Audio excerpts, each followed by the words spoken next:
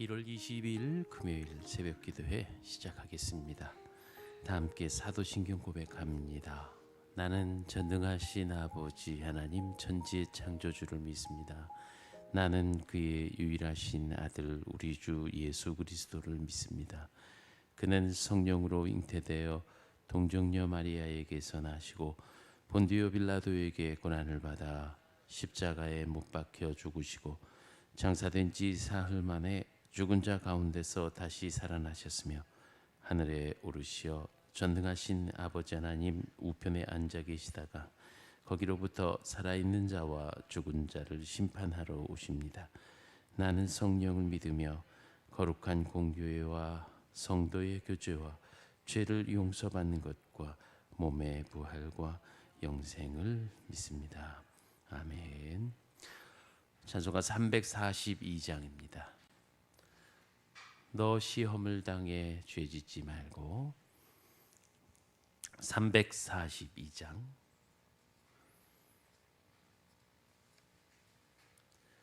너 시험을 당해 죄짓지 말고 너 용기를 다해 고 물리치라.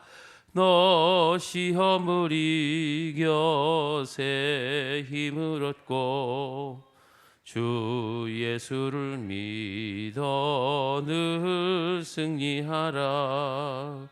우리 구주의 힘과 그의 위로를 빌라. 주님 내 편에 서서 항상 도우시리. 내 친구를 삼가 잘 선택하고 너 헌행을 삼가 늘 조심하라. 너 열심을 다해 늘 충성하고 온 정성을 다해 주 봉사하라. 우리 구주의 힘과 그의 위로를 빌라. 주님 내 편에 서서 항상 도우시리. 잘 이기는 자는 상 받으리니 너 낙심치 말고 늘 전진하라. 내 구세주 예수 힘 주시리니 주 예수를 믿어 늘 승리하라. 우리 구주의 힘과 그의 위로를 빌라. 주님 내 편에 서서 항상 도우시리. 아멘. 민수기서 8장입니다. 민수기서 8장. 이제 그 12지파의 지도자들에 대한 헌신 7장까지 나오고요. 지금은 이제 레위인의 정결 예식입니다. 레위인을 어떻게 거룩하여 이제 시무하느냐, 일을 하느냐 하는 그런 내용이죠. 8장. 여호와께서 또 모세에게 말씀하여 이르시되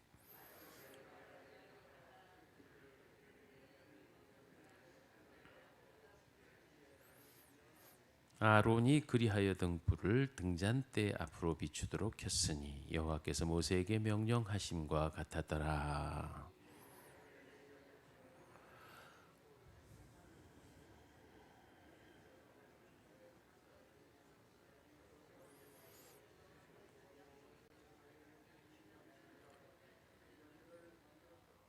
레위 여호와께서 모세에게 말씀하여 이르시되 너는 이같이 하여 그들을 정결하게 하되 곧 속죄의 물을 그들에게 뿌리고 그들에게 그들의 전신을 삭도로 밀게 하고 그 의복을 빨게 하여 몸을 정결하게 하고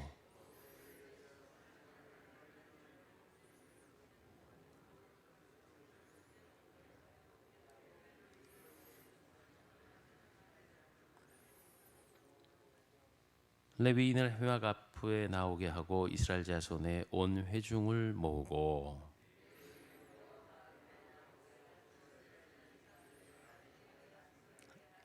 아론이 이스라엘 자손을 위하여 레위인을 흔들어 바치는 제물로 여호와 앞에 드릴지니 이는 그들에게 여호와께 봉사하게 하기 위함이라.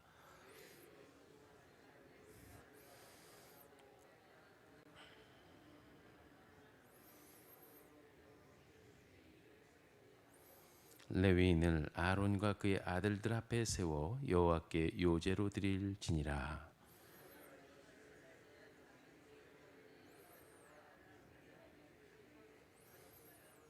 내가 그들을 정결하게 하여 요제로 드린 후에 그들이 회막에 들어가서 봉사할 것이니라.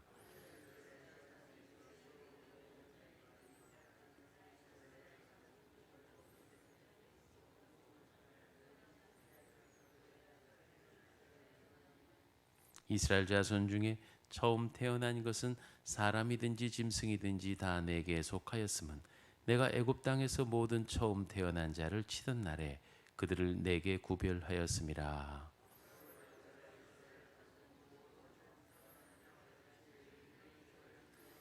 내가 이스라엘 자손 중에서 레위인을 취하여 그들을 아론과 그의 아들들에게 주어 그들로 회막에서 이스라엘 자손을 대신하여 봉사하게 하며 또 이스라엘 자손을 위하여 속죄하게 하였나니 이는 이스라엘 자손이 성소에 가까이 할 때 그들 중에 재앙이 없게 하려 하였음이니라.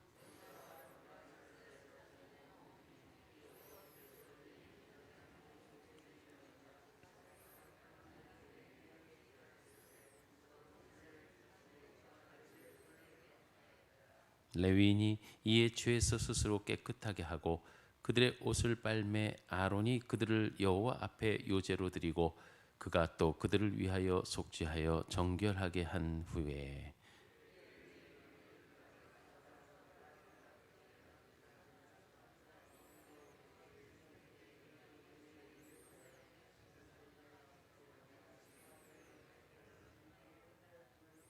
여호와께서 또 모세에게 말씀하여 이르시되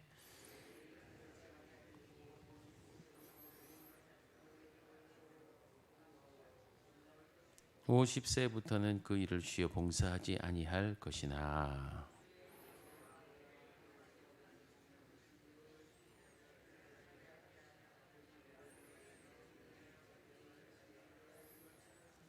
아멘, 아멘. 네, 8장 1절부터 4절까지는 약간 뭐라 그럴까요? 갑자기 툭 튀어나와서 등잔을 놓는 방식에 관한 얘기가 나와 있습니다. 출애굽기의 성소 성막 배울 때 등잔을 어떻게 쳐서 만들고 어떤 위치에 있는가 하는 것이 삽입되어져 있습니다. 그건 좀 그렇고 그리고 정식으로는 5절부터 나오는 레위인의 정결 예식이 8장 전체의 내용입니다. 자, 성소에 들어가는 이 등잔대는 금 5달란트를 쳐서 만든다. 그래서 자르거나 뭐 이런 것이 아니라 단조라고 그러죠. 두드려 갖고 펴서 만드는 거예요. 금은 이렇게 줄줄 늘어나는 현상이 있기 때문에 금 가공할 때 이 단조를 하는 것을 볼 수가 있지요. 자, 그렇고요. 5절부터 시작되는 레위인의 정결 예식입니다. 7절에 보니 물을 뿌리고 전신을 칼로 밀고 그리고 의복을 빤 뒤에 제사를 드린다. 어쨌든 이 동서고금을 막론하고 이 머리를 밀고 하는 것이 특별한 어떤 정결 예식에 꼭 들어가는 것 같습니다. 그래서 이렇게 새로운 각오로 오늘도 우리들에게 있어서 이전 것은 지나갔으니 새 것이 되었도다 할 때 그 정점이 어디 있다? 예수 그리스도 안에 있으면입니다. 그리스도로 우리를 옷 입고 새 옷을 입고 새 마음 새 가고 더불어 또 우리 설 명절이 본격적인 새해 아니겠어요? 이제 묵은 해는 지나가고 새해의 새 마음을 가지고 마치 삭도를 대어 머리를 밀고 새롭게 하는 것처럼 말이죠. 그 머리에 삭도되는 걸 생각해 보면 아기들을 자랄 때 베넷머리 자른다 이런 요즘은 젊은 그 부부들이 아기 키우면서 그런 거 잘 모르는가 싶은데 머리를 이제 골고루 자라게 하고 또 그 머리칼도 이렇게 굵고 건강하게 한다 그러면 이제 태어나서 처음으로 한 100일쯤 지나면 탁 머리를 밀어놓으면 아기가 그렇게 귀엽고 이쁘고 그런 거 있지요. 자, 이런 새 마음, 새 각오를 상징한다고 할 수 있겠습니다.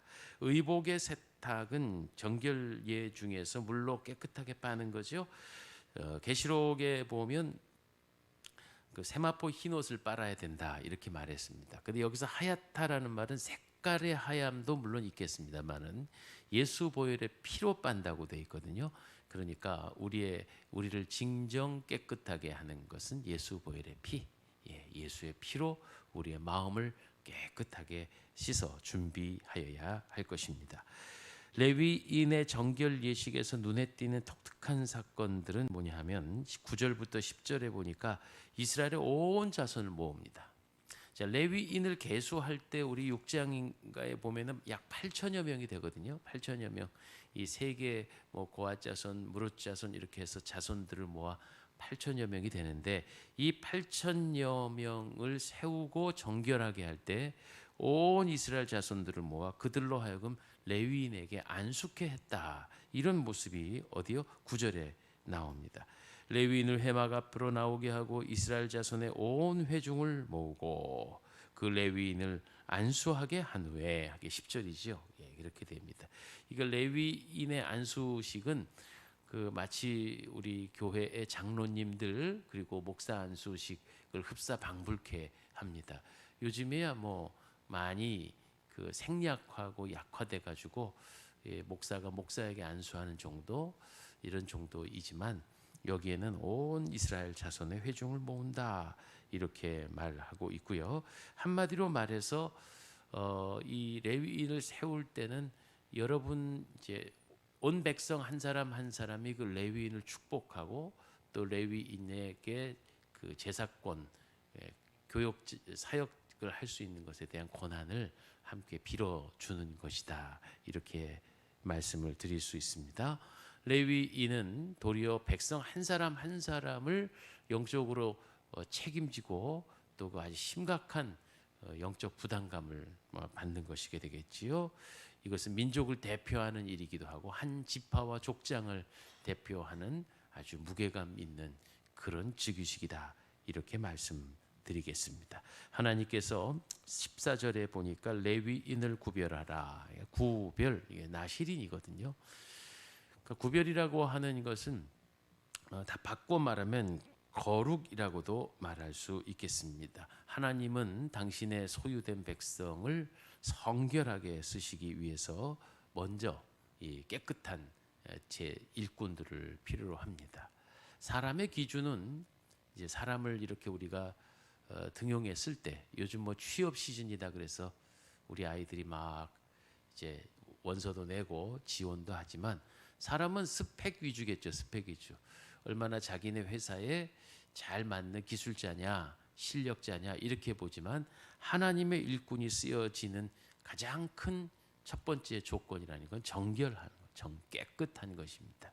그 거룩 정결이라는 말은 구별됐다고 말할 수 있습니다. 자, 오늘 우리가 주님 앞에서 쓰임 받은 선택된 주의 종이라고 할 때 목사만 그렇다는 얘기가 아니고 저와 여러분 모두 다가 세상에 구별된 자가 되어야 된다. 스스로 깨끗하고 죄 없고 흠 없는 정도를 넘어서 세상과 나는 어떤 차별성이 있느냐? 여러분이 어떤 공동체에 막 이렇게 섞어 놓으면 한두 시간만 돼도 이게 표가 나야 돼요. 아, 저분이 그리스도인이구나. 저는 그 부산에서 목회할 때는 신자율이 한 5% 미만이고 대다수가 불교인입니다. 식당 같은 데 가서 이제 우리 믿는 교인들끼리 식당에 가서 식사 기도를 하려 치면 그 가게 분위기가 싸해집니다. 저희들 저 예수쟁이들이네. 아무래도 식사 기도를 이제 목사가 하거나 하잖아요. 그러면 다른 테이블에 있는 사람들이 이제 심지어는 막 재수 없어 이런 말들이 들립니다. 근데 익산에 오니까 너무 좋은 게 그냥 식당에 앉으면 한 반수 이상은 다 기도를 하고 먹어요. 보면은 또 옆에서 뭐 권사님, 뭐 집사님, 이러고, 이야 도시 분위기가 완전히 달라요. 예. 그래서 그런 면에서만도 우리가 구별되어져야 하겠지만요. 그러면 도대체 익산, 군산, 전북이 신자가 많아서 다른 도시보다 얼마나 행복하냐 하는 문제에 관해서 좀 우리가 심각한 책임감을 가져야 하겠죠. 그래서 이것이 바로 성별된 사람들의 영향력이다, 이렇게 말씀을 드릴 수 있겠습니다. 자, 이제 레위인이 해야 할 정결 예식과 더불어서 이 사람들이 뭐라고 말하지요? 17절에 보면 이들은 내 것이다.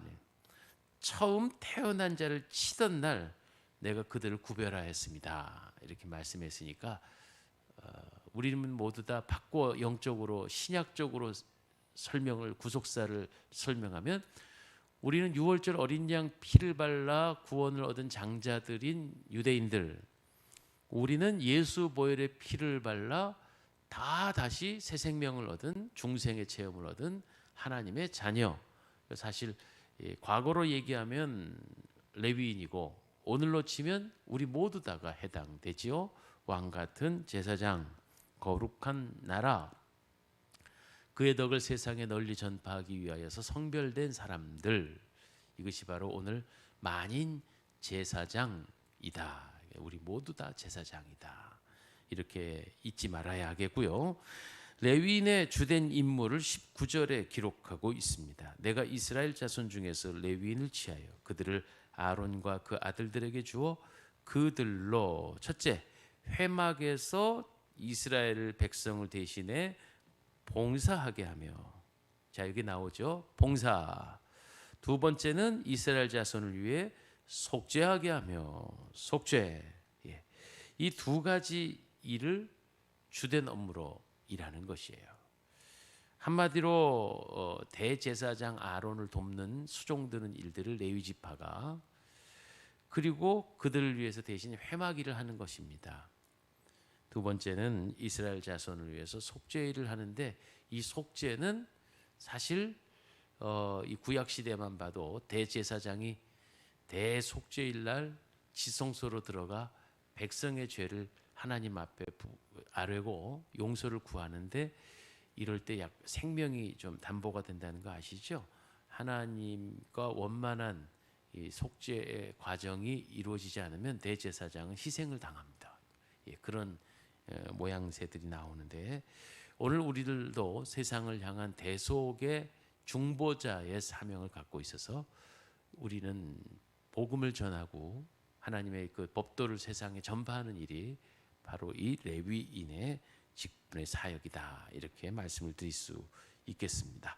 자, 24절에 이런 말이 나오죠. 레위인은 25세 이상으로 회막에 들어가 복무하고 봉사하고 50세부터는 그 일을 쉬어 봉사치 않는다, 이렇게 말했습니다. 레위인의 그 연령에 관한 것입니다. 25세에서 50세다. 뭐 과거의 연령 기준이 요즘보다 조금 더 짧거나 길거나 그래요. 워낙 뭐 노아, 뭐 에녹 시대는 뭐 365세 막 600, 900세 막 이러니까 이제 비교를 할 대상이 안 되고, 모세 시대에 모세가 120세를 살았다 그러고, 또 여호수아 갈렙 같은 경우 85세가 돼도 근력이 있어 헤브론 산지를 정복했다 그러고, 뭐 이러니까 이제 그런 내용은 다 치고, 어쨌든 그냥 현대인을 기준으로 놓고 봐도 25세와 50세까지는 가장 활력이 넘치는, 정말 근력과 에너지가 또 생각도 할 때 그런 가장 최고, 우리가 그러죠, 최고의 시간, 그 시간 때에 하나님으로부터 헌신하고 하는 것입니다. 근데 요즘은 저는 연령대는 좀 다른 것 같습니다. 본격적으로 세상의 경험과 또 어떤 판단력 이런 것들이 노숙해지는 시대가 바로 여러분의 세대인 것 같아요. 얼마 전에 미래 보고서 같은 세미나와 연구를 오랫동안 책과 또 토론을 통해서 했는데, 교회 목회 유행 트렌드 2030, 2030년까지 이렇게 변할 것이다 할 때, 교회 주축 사역자들을 일반 세상에서 은퇴하시고 약 우리는 노인이라고 부르는 그 세대를, 그러니까 제 나이입니다. 제 나이 50대 중반에서부터 약 70대 중반까지를 활동력 있는 중노년층이다. 이분들이 사실은 그 모든 것을 이제 주님의로 위해 헌신할 수 있다. 이렇게 말하는, 그래서 영어로 표현되어 있는데 액티브 시니어 이런 말이에요. 액티브 시니어. 예. 그냥 노인 이렇게 안 부르고 활력 있는 중노년층이라 이렇게 표현하는 거죠.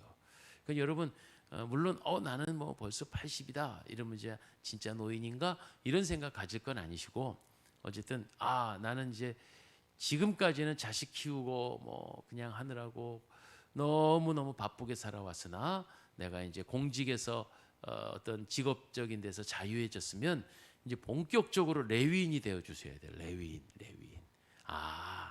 내가 이제 아직도 건강도 있고 아직도 내가 활력이 있는데 내가 할 일은 하나님 영광을 위해서 이제 이 레위 지파처럼 일을 해야 되겠다. 성별된 사람이 돼야 되겠다.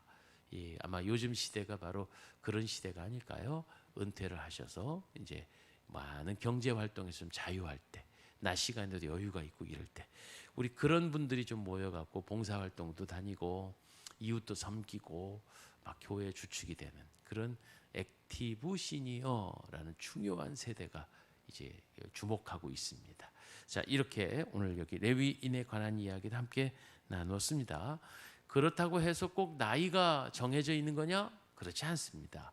우리는 일평생 우리가 우리의 건강과 영향력이 있는 동안 주님을 위하여서 힘써 일하는 것이죠. 그리고 또 내가 이제는 정말 거동이 좀 쉽지 않은 노인이다 해도 기도만큼 소중한 일이 있겠습니까? 기도로 중보해 주시고 또 그렇게 동참하여 끝까지 하나님의 일꾼으로서 사용되고 쓰임받고 결과적으로 하나님께 칭찬받는 그런 저와 여러분이 되어지기를 주의 이름으로 축복합니다. 할렐루야. 기도하겠습니다. 고마우신 하나님 아버지 은혜 감사합니다. 이제 설 명절도 연휴도 이제 내일로 다가왔고 우리 음력 설을 맞이하게 됩니다. 묵은 것은 다 지나가요. 슬픈 기억, 아픈 기억들은 다 역사 속에 사라지고 새롭게 펼쳐주실 새해, 새 마음, 새 각오, 하나님의 은총을 기대합니다. 우리는 6월절 어린 양 예수 그리스도 보혈의 피로 새 생명 얻은 자 되어 주님께 성별돼 구별된 다 영적인 제사장이 오니 사명 잘 감당하여 칭찬받는 주의 종들 되게 하옵소서. 귀한 예물 1,000번째 주님 앞에 정성을 다해드리고 여기에 담은 여러 가지의 기도 제목들이 있습니다. 주님 아시지요? 선하게 인도하옵소서. 예수님 이름으로 기도하옵나이다. 아멘.